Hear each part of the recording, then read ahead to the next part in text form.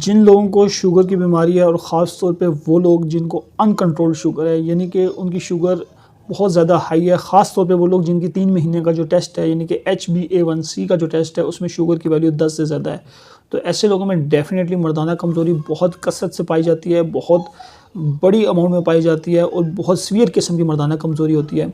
In fact मैं ये कह सकता हूँ कि हर वो बंदा जिसके अंदर HbA1c की वैल्यू 10 से ऊपर है, उसको डेफ़िनेटली और 90% ऑफ द टाइम्स मर्दाना कमज़ोरी होती है। अब ये मर्दाना कमज़ोरी क्यों होती है, आज हम इसकी डिटेल में बात करेंगे और इससे आप कैसे बच सकते हैं, नेचुरली कैसे बच सकते हैं, विदाउट एनी मेडिसिन किस तरह बच सकते हैं और अगर आपने मेडिसिन इस्तेमाल करनी है तो कौन सी मेडिसिन इस्तेमाल करनी है। इसके अलावा ये सहूलत भी आपके पास मौजूद है। अगर आप कोई भी अपना सवाल पूछना चाहते हैं इस रिलेटेड तो कमेंट्स में आप सवाल पूछ सकते हैं। मैं इंशाल्लाह कोशिश करूँगा तमाम सवालों के जवाब कमेंट सेक्शन में आपको दे सकूँ। तो बढ़ते हैं आज के सेशन की तरफ कि शुगर और मर्दाना कमज़ोरी ये किस हद तक आपस में लिंक्ड हैं। तो आप ज़हन में रखें, शुगर एक सिस्टेमिक डिजीज़ है, यानी कि ये पूरी बॉडी के हर पार्ट को इफेक्ट करती है। अगर ब्रेन की बात करें, दिमाग की बात करें तो उसमें ये फॉलेज का बायस बनती है, चाहे वो इस्कीमिक स्ट्रोक हो या हेमरेजिक स्ट्रोक हो। इसके अलावा आँखों में ये रेटिनोपैथी की बहुत बड़ी वजह है। रेटिना आँख का जो सबसे पिछला पर्दा है उसको कहते हैं, जो कि विजन को, लाइट को सेंस करता है, डिटेक्ट करता है और इमेज की फॉर्म में आगे सिग्नल भेजता है। तो रेटिना को ये इफेक्ट करते हैं, जिसको रेटिनोपैथी कहते हैं। इसके अलावा दिल को इफेक्ट करती है, इस्कीमिक हार्ट डिजीज़ की एक बहुत बड़ी वजह है। इसके अलावा पेरिफेरल वास्कुलर डिजीज़ काज करती है, पेरिफेरल न्यूरोपैथी काज करती है और ये एक मेटाबॉलिक सिंड्रोम का हिस्सा है। मेटाबॉलिक सिंड्रोम से मुराद ये है कि अगर एक बंदे को शुगर भी है, ब्लड प्रेशर भी है, उसके अंदर अच्छे वाले कोलेस्ट्रॉल यानी कि HDL की वैल्यू कम है और जो गंदे वाला कोलेस्ट्रॉल है यानी कि ट्राइग्लिसराइड्स उसकी वैल्यू हाई है। इसके साथ साथ उसको मोटापा है यानी कि बेली फैट, जो उसका वेस्ट सर्कमफ्रेंस उसका ज़्यादा हो गया, बेली के ऊपर फैट आ गया। तो ये चीज़ें जब इकट्ठी होती हैं तो ये मेटाबॉलिक सिंड्रोम बनाती हैं। तो ये सिस्टेमिक डिजीज़ है। अब हर वो बंदा जिसकी HbA1c की वैल्यू यानी कि 3 महीने का जो आप टेस्ट कराते हैं शुगर का, उसकी वैल्यू अगर 10 से ज़्यादा है तो 90% ऑफ द केसेस ये चांस है कि इस बंदे को डेफिनेटली किसी ना किसी दर्जे में इरेक्टाइल डिसफंक्शन यानी कि मर्दाना कमज़ोरी ज़रूर होगी। तो ये शुगर के मरीज़ों में इरेक्टाइल डिसफंक्शन कैसे होता है? शुगर के मरीज़ों में जो एंडोथीलियल वॉल है उसके अंदर जो है नॉन एंजाइमेटिक ग्लाइकोसाइलेशन हो रही होती है, क्योंकि उस शुगर का जो सबस्ट्रेट का लेवल है वो इतना हाई होता है कि वो नॉन एंजाइमेटिक ग्लाइकोसाइलेशन कर सकता है। ये केमिस्ट्री का फार्मूला है। केमिस्ट्री के इस फार्मूले के मुताबिक जो केमिकल रिएक्शंस हैं वो स्पीड अप होते हैं अगर आप सबस्ट्रेट की वैल्यू हाई कर दें, यानी कि उसकी कंसंट्रेशन हाई कर दें। तो ये जो ग्लाइकोसाइलेशन का प्रोसेस है, जब शुगर की वैल्यू हमारे खून के अंदर एक ख़ास मिकदार से ज़्यादा हो जाएगी तो वो ग्लाइकोसाइलेशन का प्रोसेस फास्ट हो जाएगा, यानी कि जिस मिकदार में उसको होना चाहिए उससे भी ज़्यादा हो जाएगा बगैर एंजाइम्स के। यानी कि एंजाइम्स जो इस प्रोसेस को रेगुलेट कर रहे हैं, कोऑर्डिनेट कर रहे हैं, उसके बगैर ये प्रोसेस खुद ब खुद होता रहेगा। तो इसको कहते हैं नॉन एंजाइमेटिक ग्लाइकोसाइलेशन। ये केमिकल केमिस्ट्री में वो बच्चे जो मैट्रिक FSC में हैं उन्होंने पढ़ा होगा एंजाइमेटिक रिएक्शंस में, एंजाइम रिएक्शंस में। तो मैं इसको या कैटलिस्ट रिएक्शन में, कैटलिस्ट का कैसे रोल होता है, केमिकल रिएक्शंस की जो स्पीड्स और उसकी कंसंट्रेशन और इन सब चीज़ों को स्टडी करते हैं वो इस चीज़ को ज़्यादा बेहतर जान सकते हैं। मैं इसकी तफसील में नहीं जा रहा क्योंकि ये एक बड़ा थ्योरेटिकल कंसेप्ट है। बस ज़हन में रखने वाली ये बात है कि हमारी जो खून की शरियानें होती हैं, खून की वेजल्स होती हैं, इवन कैपिलरी के लेवल तक, बारीक बारीक शरियानों के लेवल तक जो उसकी दीवारें होती हैं, अंदरूनी दीवारें, उनके अंदर मौजूद जो केमिकल्स होते हैं उनमें अंदर नॉन एंजाइमेटिक ग्लाइकोसाइलेशन हो जाती है। अब ये नॉन एंजाइमेटिक ग्लाइकोसाइलेशन की वजह से पेरिफेरल वास्कुलर डिजीज़ होती है, यानी कि जो छोटी छोटी हमारी शरियानें होती हैं आर्टीरियोलर लेवल के ऊपर, वो डैमेज होना शुरू होती हैं, उनमें आर्टीरियोस्क्लेरोसिस होना शुरू हो जाती है, वो हार्ड होना शुरू हो जाती हैं और उनके अंदर ऐसी चेंजेस आना शुरू हो जाती हैं जिसकी वजह से एंडोथेलियल डैमेज भी होता है। तो अब इस एंडोथेलियल डैमेज की वजह से पेरिफेरल वास्कुलर डिजीज़ होगी और इसकी वजह से सबसे पहले जो वेजल्स इफेक्ट होती हैं वो होती हैं जिनको हम वेजा नर्वोजा कहते हैं, यानी कि हमारी जो नर्व्स हैं, नर्व्स को भी खून की सप्लाई बहुत बारीक वेजल से होती है जिसको वेजा नर्वोजा कहते हैं। तो अगर वेजा नर्वोजा के अंदर आर्टीरियोस्क्लेरोसिस होगी, उनके अंदर स्टिफनिंग होगी, हार्डनिंग होगी, प्रॉपर खून ट्रैवल नहीं करेगा तो उनके अंदर भी इस्कीमिक चेंजेस आएंगी। इस्कीमिक चेंजेस की आने की वजह से नर्व्स डैमेज होंगी, जिसको हम कहते हैं नसें कमज़ोर हो गई हैं। सादी ज़ुबान में पेशेंट्स को समझाने के लिए होती है नसें कमज़ोर हो गई हैं, नर्व्स आपकी कमज़ोर पड़ गई हैं। तो जब ये नर्व्स पुडेंडल नर्व को इफेक्ट करेगी, यानी कि वो नर्व्स जिन्होंने इरेक्शन के अंदर अपना रोल प्ले करना है, तो इसकी वजह से इरेक्टाइल डिसफंक्शन होगा। तो जब ये नर्व्स इफेक्ट करना शुरू करती हैं इसको कहते हैं पेरिफेरल न्यूरोपैथी, ये पेरिफेरल न्यूरोपैथी सबसे पहले आमतौर पे इफ़ेक्ट करती है नर्व्स को, यानी कि मर्दाना कमज़ोरी इसका नतीजा निकलता है। तो जब ये नर्व्स को इफ़ेक्ट करती हैं तो उसके बाद लेटर स्टेजेस में, बाद की स्टेजेस में ये हाथों और पैरों को इफ़ेक्ट करती हैं, हाथ और पैर सुन्न होना शुरू हो जाते हैं। तो अक्सर शुगर के मरीज़ हैं, बहुत से शुगर के मरीज़ हैं जो कहते हैं कि हमारे हाथ और पैर सुन्न होते हैं, उनमें कीड़ियाँ चलती हैं, उनमें हीट पैदा होती है, गर्माइश पैदा होती है, रात सोया नहीं जाता, इतनी ज़्यादा हीट पैदा हो रही होती है। तो ऐसे तमाम मर्द हज़रात जिनको हाथों और पैरों के अंदर पैरेस्थीसियाज़ होते हैं, उनको जलन होती है, उनके अंदर हीट होती है या नबनेस होती है, उनको कमज़ोरी फील होती है, महसूस होना बंद हो जाता है, तो ऐसे तमाम लोगों को यकीनन किसी ना किसी दर्जे में इरेक्टाइल डिस्फंक्शन पहले शुरू हो जाता है, यानी कि उनको मर्दाना कमज़ोरी पहले शुरू हो जाती है। ये अलग बात है, वो इसको इग्नोर करते हैं, वो उसको ज़हन से इग्नोर कर रहे होते हैं, इसका इलाज नहीं करवाते प्रॉपर और डॉक्टर के पास नहीं जाते, शर्म महसूस करते हैं, शाय फील करते हैं, मतलब एहसास कमतरी में होते हैं और इस अपनी बीमारी को छुपाने की कोशिश कर रहे होते हैं।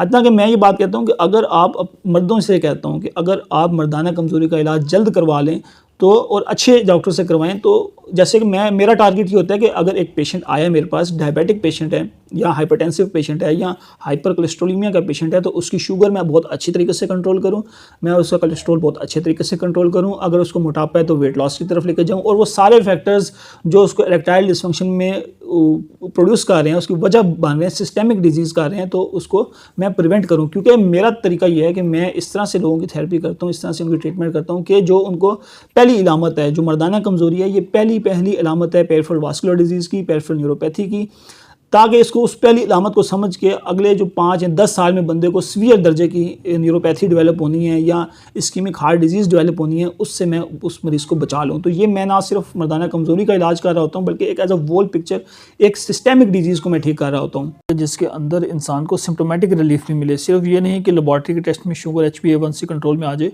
और HbA1c का जो मेरा टारगेट होता है वो 6 से कम होता है, और जो ज़्यादा मैं परफेक्ट जिसको समझता हूँ वो 5.5 HbA1c की वैल्यू हो तो ये परफेक्ट होता है। तो शुगर के मरीज़ों में जो मेरा टारगेटेड HbA1c है वो 5.5 है, ताकि शुगर बहुत अच्छा कंट्रोल हो और उससे न्यूरोपैथी काफ़ी हद तक कंट्रोल हो और मर्दाना कमज़ोरी में कमी आए। इसके साथ साथ अगर कोई पेशेंट स्मोकिंग कर रहा है तो उसकी स्मोकिंग छुड़वानी है और उसके जो लाइफ में जितने भी लाइफस्टाइल मॉडिफिकेशंस लानी है वो हमने करनी है। अगर वो जंक फूड खा रहा है तो जंक फूड उसकी स्टॉप करवानी है, एक्सरसाइज नहीं कर रहा तो उसको एक्सरसाइज करवानी है। तो मैंने जब इस चीज़ का ट्रीटमेंट करना है तो एज अ वोल करना है, बंदे ने कब उठना है, कब सोना है, क्या खाना है, क्या पीना है, कितना एक्सरसाइज करनी है, कैसे एक्सरसाइज करनी है, कौन सी खुराक अच्छी है, कौन सी खुराक बुरी है, किससे हम न्यूरोपैथी, किस दवाई से हम न्यूरोपैथी को कंट्रोल कर सकते हैं, किस मेडिसिन से फ़ायदा होगा। तो सिर्फ ये नहीं कि सिर्फ शुगर की दवाई दे दे और सिर्फ शुगर पे फोकस रखा जाए, बल्कि एज अ वोल पेशेंट के ऊपर तवज्जो देनी है। अगर पट्ठों का खिंचाव है, पट्ठों की दर्द है, जिस्मानी कमज़ोरी है, जोड़ों की दर्द है, तो ये सब मसाइल शुगर के मरीज़ों को होते हैं। तो इन सब का इलाज एज अ वोल करना चाहिए, ना कि सिर्फ कि आप शुगर की दवाई दे दें और बस जान छुड़ा लें, क्योंकि शुगर एक सिस्टेमिक इलनेस है, इसके साइड इफ़ेक्ट्स पूरी बॉडी पर होते हैं और इरेक्टाइल डिस्फंक्शन इसका पहला साइड इफ़ेक्ट है। तो मेरे पास पेशेंट्स आते हैं और अल्हम्दुलिल्लाह उनकी शुगर का इलाज भी मैं खुद करता हूँ, कोलेस्ट्रॉल का इलाज भी खुद करता हूँ, यूरिक एसिड का इलाज भी खुद करता हूँ, जो भी इनको सिस्टेमिक इश्यूज़ हैं उन सब का इलाज मैं खुद करता हूँ। और हमारा इलाज जो है वो काफ़ी बेहतर है as compare to medical specialist, क्योंकि उसके अंदर हमने एज अ वोल तमाम फैक्टर्स को डील करना होता है।